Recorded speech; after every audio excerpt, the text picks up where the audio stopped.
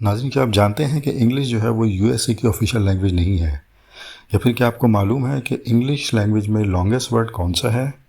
या फिर ये कि एवरेज इंग्लिश स्पीकर को कितने अल्फाज तकरीबन आते हैं? अगर नहीं जानते और जानना चाहते हैं तो इस वीडियो को एंड देखते देखते रहें, क्योंकि ये वीडियो आपके लिए बहुत इंटरेस्टिंग होने वाली है। अस्सलाम वालेकुम नाज़रीन, मेरा नाम है इरफान खान और आप लोग मेरा यूट्यूब चैनल देख रहे हैं एएस इंग्लिश लैब। नाज़रीन, आज की वीडियो मेरी बाकी वीडियो से थोड़ी डिफरेंट होने वाली है, क्योंकि आज की वीडियो में हम 20 अमेजिंग और सरप्राइजिंग फैक्ट्स देखेंगे इंग्लिश लैंग्वेज के बारे में, जिसका मुझे पता है कि आप में से अक्सर लोगों को जिसका इल्म नहीं होगा।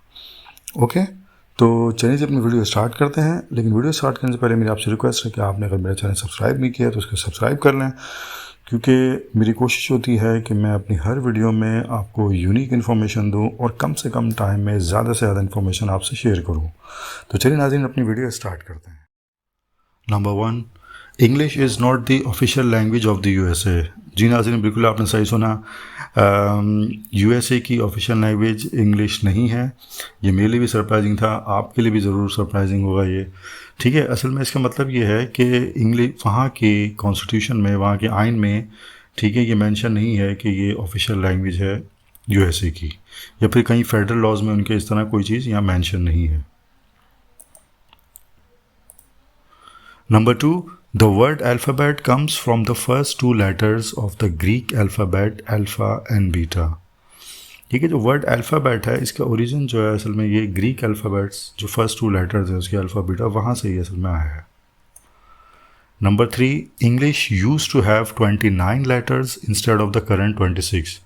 जी हाँ नाजरीन, जो हम 26 लेटर जो आज हम देखते हैं इंग्लिश में, ये पहले किसी ज़माने में 29 हुआ करते थे, लेकिन ये काफ़ी सेंचुरीज पहले की बात है। ठीक है, तो इसकी भी पूरी हिस्ट्री एक रही है। तो कुछ लेटर्स ऐड हुए, फिर कुछ रिमूव हुए, तो फाइनली 16th सेंचुरी वगैरह में जाकर फिर ये 26 लेटर्स पे सेट हो गया, और तब से अब तक ये हम वही 26 लेटर जो है वो देखते आ रहे हैं।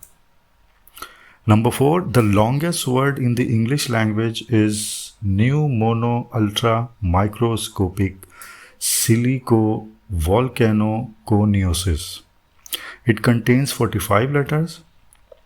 It is the scientific name for a type of lung disease। जी नाज़रीन, तो ये सबसे बड़ा वर्ड है, लॉन्गेस्ट वर्ड है इंग्लिश लैंग्वेज में, 45 लेटर्स का। ठीक है, और इतना कॉमन नहीं है, जो मैंने भी फर्स्ट टाइम तब सुना जब मैंने रिसर्च की इसमें, और मोस्ट प्रोबेबली आपने भी ये फर्स्ट टाइम सुना होगा। ओके, चलिए नंबर 5 देखते हैं। A sentence that contains every letter of the alphabet is called pangram। ठीक है, यानी कि ऐसा सेंटेंस जिसमें इंग्लिश अल्फ़ाबेट 26 लेटर्स जो हैं सारे तमाम के तमाम आ जाएं उस सेंटेंस में, तो उस सेंटेंस को कहते हैं पैनग्राम। इसकी एग्जाम्पल है जो कि आप में से अक्सर ने सुनी होगी, the quick brown fox jumps over the lazy dog. Number 6, the word set has the highest number of definitions in the dictionary। ठीक है, यानी कि मुख्तलिफ हम वर्ड देखते हैं, उसकी काफ़ी डेफिनेशन होती है, किसी की 5, 10, 15, 20। तो सेट जो वर्ड है इसकी सबसे ज़्यादा नंबर ऑफ डेफिनेशंस इसकी डिक्शनरी में मिलती हैं। Number 7, the average English speaker knows between 20,000 and 30,000 words. ठीक है, यानी कि एवरेज इंग्लिश स्पीकर जो होते हैं उनको 20 से 30,000 वर्ड्स उनको आते हैं। ठीक है, नॉर्मली जब हम बातचीत कर रहे होते हैं तो पूरी उसमें तो नॉर्मली हम ज़्यादातर जो यूज़ कर रहे होते हैं 2-3 हज़ार वर्ड्स मोस्टली हम यूज़ कर रहे होते हैं उनमें से। Number 8, a ghost word is a word recorded in a dictionary or other reference word which is not a real word and is usually there because of a mistake. नाज़रीन, ghost word जो हैं ऐसे word होते हैं जो dictionary में किसी गलती की वजह से आ जाता है। नॉर्मली वो मिस प्रिंटिंग की वजह होता है, मिस प्रोनाउंसिएशन की वजह होता है। ठीक है ना, तो वो उसको कंपाइल करने में किसी मिस्टेक की वजह से आ जाता है और वो डिक्शनरी में ऐड हो जाता है, लेकिन जब उनको आइडेंटिफाई किया जाता है तो वो फिर उनको रिमूव कर दिया जाता है। वो एक्चुअली कोई वर्ड होते ही नहीं है चूँकि, लेकिन वो आ चुके होते हैं, फिर उनको जब आइडेंटिफाई करते रिमूव कर देता है, तो ऐसे वर्ड्स को फिर घोस्ट वर्ड्स कहा जाता है। Number 9, a new word is added to the dictionary every 2 hours. ठीक है नाजरीन, इंग्लिश की वोकैबुलरी बहुत रिच है और रोज़ाना की तादाद पर आप देखें कि अगर तकरीबन ये ऑन एवरेज अगर हर 2 घंटे में एक नया वर्ड ऐड हो रहा है, तो दिन में आप अंदाज़ा लगा लें कितने होते हैं। तो साल में अगर आप इसको एवरेज में ले जाएँ तो more than 4,000 new words are added every year to the dictionary. ठीक है, तो 4,000 से ज़्यादा वर्ड जो है हर साल ऐड होते हैं इसमें। Number 10, the most commonly use letter is E, the least use letter is Q. ठीक है, यानी कि ई सबसे ज़्यादा इस्तेमाल वाला लेटर है। अगर हम प्रोपोर्शन की बात करें तो इंटायर इंग्लिश लैंग्वेज में जो 11% है वो ई यूज़ हुआ है, और क्यू की बात करें तो सबसे कम क्योंकि क्यू यूज़ हुआ हुआ है लेटर। तो इसका जो रेशियो है वो तकरीबन इसका जो परसेंटेज है वो आप कह सकते हैं कि 1% से भी कम है। Number 11, the dot over the letter I and the letter J is called a superscript dot. ठीक है, आई और जे के ऊपर लेटर जो होता है, जब डॉट देखते हैं, इसको सुपरस्क्रिप्ट डॉट कहा जाता है। Number 12, month, orange, silver and purple do not rhyme with any other word. ठीक है, यानी कि मोस्टली वर्ड, ज़्यादातर वर्ड्स के साथ, जितने भी वर्ड्स हैं उनके साथ कोई ना कोई वर्ड राइम करता है। जैसे मैं कहता हूँ डे, तो रे, ग्रे, क्ले। ठीक है, ये सारे वर्ड इसके साथ राइम हो रहे हैं, लेकिन ये 4 वर्ड्स ऐसे हैं जिनके सही मानों में कोई वर्ड्स इनके साथ राइम नहीं करता। Number 13, only 2 English words in current use and in GRY, they are angry and hungry. ठीक है, यानी कि GRY पे 2 वर्ड्स जो होते हैं, सिर्फ 2 वर्ड्स हैं जो GRY पे एंड होते हैं, एक एंग्री है और एक हंग्री है। Okay, number 14, the word synonym is one of the few words in English language that doesn't have a synonym. ठीक है, नाज़रीन, हम सिनोनिम जानते हैं कि मोस्टली वर्ड्स जो होते हैं उनके कोई ना कोई सिनोनिम्स होते हैं। ठीक है, यानी कि सिनोनिम वो वर्ड होता है कि नहीं, दो एक ऐसा ठीक है, सिनोनिम वो होता है कि जो उसका दूसरा वर्ड जिसकी सेम मीनिंग उस वर्ड की दे रहा हो।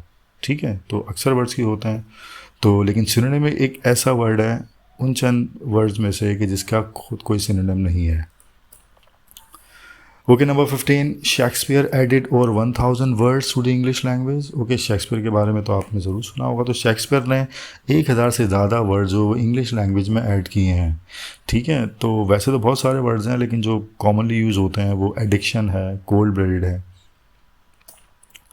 Okay, number 16, English language use to have grammatical gender.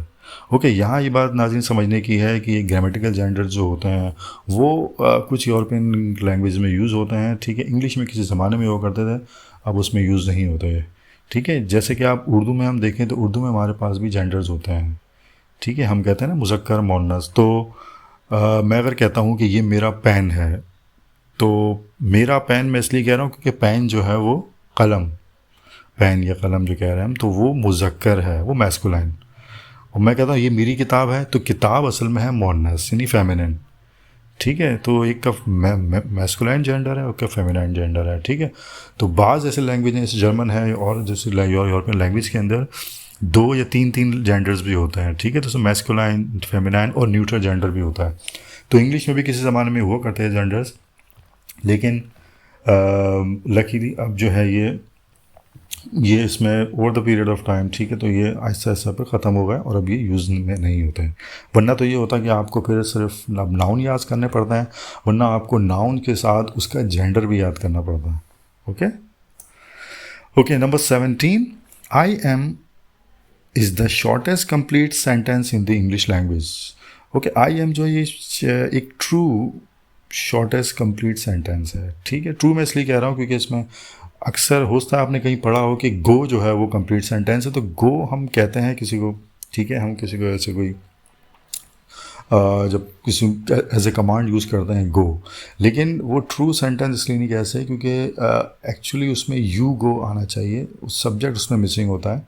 ठीक है, हम उसमें कहते ही नहीं, लेकिन सब्जेक्ट जो है वो बेसिकली उसमें आता है, वो बगैर सब्जेक्ट के है। तो जो ट्रू सेंटेंस बनता है वो यू गो है।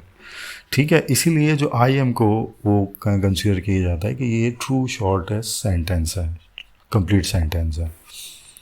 ओके, 18, पोर्टमैन्टियो और blend is a word formed by combining 2 other words to make a new word that combines their meanings. Okay नाज़रीन, ब्लेंड जो है, ये पोर्टमैन्टियो या ब्लेंड जो है एक ऐसा वर्ड होता है जिसमें आप 2 डिफरेंट वर्ड्स को लेते हैं, 2 डिफरेंट वर्ड्स के शुरू के कुछ लेटर्स लेते हैं। ठीक है, उन दोनों को मिलाते हैं और एक नया वर्ड बनाते हैं, और उस नए वर्ड के अंदर उन दोनों वर्ड्स की जो है मीनिंग्स कंबाइन होती हैं। ठीक है। इसकी सबसे अच्छी मिसाल जो है वो ब्रंच है। तो ब्रंच जो हम कहते हैं समटाइम, जो संडे ब्रंच आपने देखा होगा, ठीक है, प्रोग्राम्स वगैरह भी आते हैं संडे ब्रंच। तो ब्रंच क्या होता है, जब आप लेट ब्रेकफास्ट करते हैं जब देर से, तो उसमें आप ब्रेकफास्ट भी कर रहे होते हैं और लंच भी कर रहे होते हैं मिला के। तो ब्रंच असल में बेसिकली कॉम्बिनेशन है ब्रेकफास्ट और लंच, ठीक है। तो ये ब्रंच जो है बेसिकली एक ब्लेंड है। Okay, number 19. The most common adjective used in English is good. The most commonly used noun is time. ठीक है ना, ये आपको सेल्फ एक्सप्लेनेटरी है कि गुड सबसे ज़्यादा यूज होने वाला एडजेक्टिव है और सबसे ज़्यादा यूज होने वाला नाउन जो है वो टाइम है। Okay, last but not the least, there are 24 different dialects of English in the US. ठीक है, डायलेक्ट्स का आप में से आप लोगों को पता होगा, डायलेक्ट जो होती हैं वो एक ही लैंग्वेज के डिफरेंट कई डायलेक्ट्स हो सकते हैं। डायलेक्ट जो होती हैं वो एक ही लैंग्वेज की डिफरेंट फॉर्म्स होती हैं। नॉर्मली क्या होता है, ये रीजन टू रीजन जो है वेरी करता है।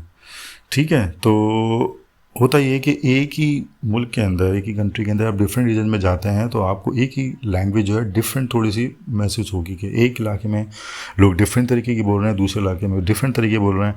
तो ये डिफरेंस जो है ये बेसिकली डायलेक्ट्स का होता है। ये डिफरेंट जो होता है ये, इसको हम डायलेक्ट्स कहते हैं। ठीक है, तो यूएसए के अंदर इंग्लिश के 24 डिफरेंट डायलेक्ट्स हैं। यानी एक स्टेट में जाएंगे तो आपको थोड़ा डिफरेंट लगेगी लैंग्वेज, दूसरे स्टेट में जाएंगे तो आपको डिफरेंट लगेगी। और डायलेक्ट्स के अंदर चेंज ये होता है कि उसमें आपको प्रोनाउंसिएशन, उसमें आपको उसमें कुछ वर्ड्स, इवन ग्रामर का भी फ़र्क होता है, तो आपको ये डिफरेंस मिल सकता है। ओके नाज़रीन, तो ये थी आज की वीडियो।